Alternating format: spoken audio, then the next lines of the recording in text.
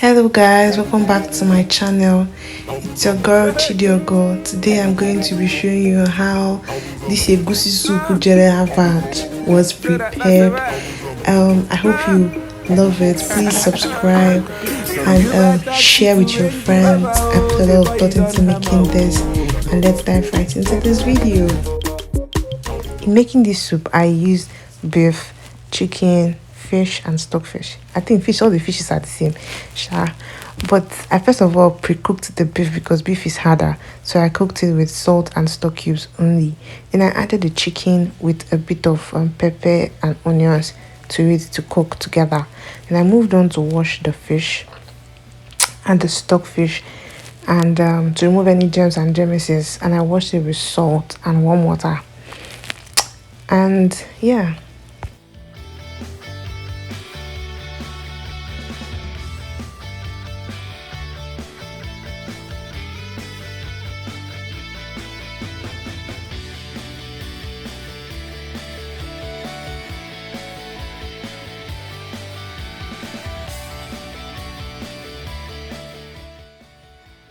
This next step, I grilled the chicken and the beef inside the oven.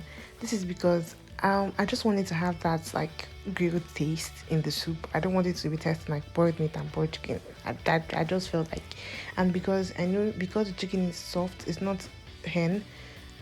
It would just to scatter inside the soup, and I didn't want it to scatter, so I had to grill it first before putting it inside the soup.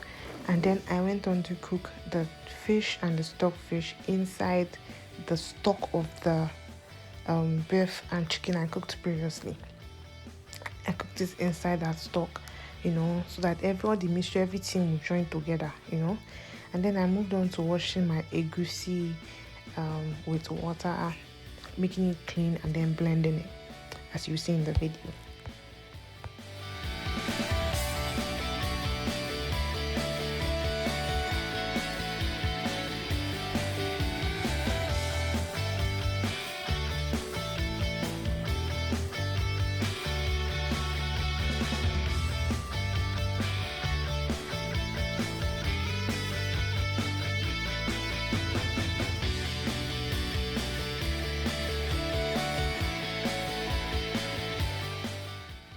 Preheat your saucepan and then add palm oil to your saucepan.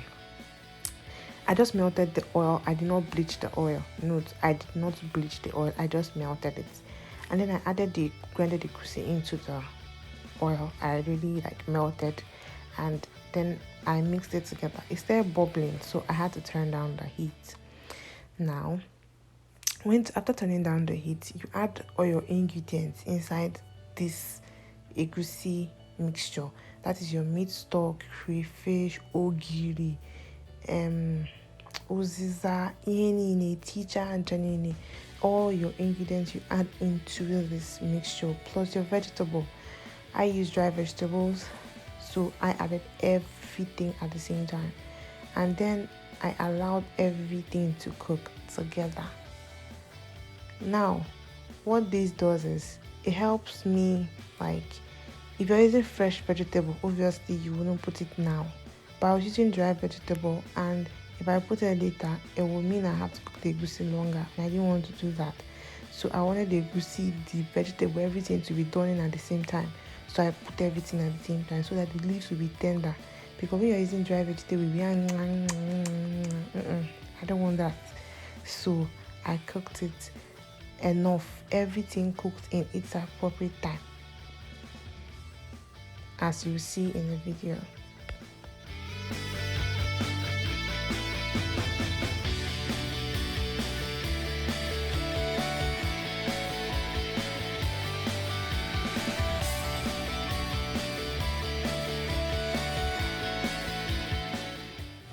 Initially, the face will be looking like, what am I cooking? It's looking like okpa or something. But if you know egusi, you know when it starts hardening, it would form properly. So don't worry about it being watery. It is perfect. Trust me, it is very, very perfect.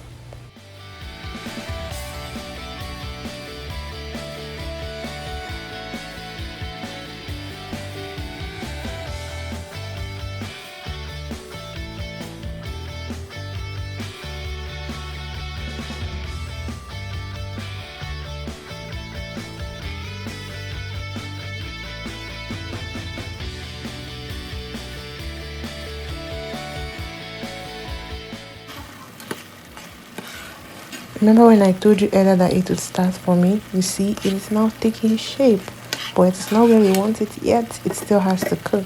I added water. I kept adding water because the vegetable was not yet done for me, as you see in the video.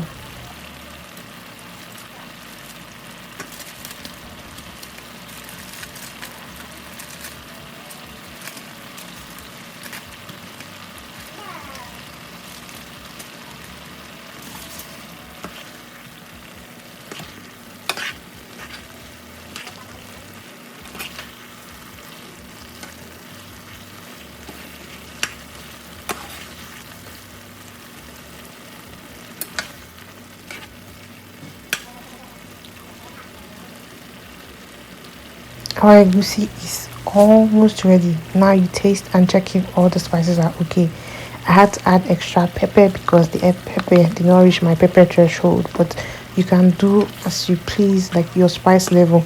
Always work with your spice level. My spice level is not rich, so I had to add extra pepper, and also I added a very little pinch of salt just so that everything will make conata and be perfect. You know, that perfect taste. That was what I was planning to achieve, and I achieved it.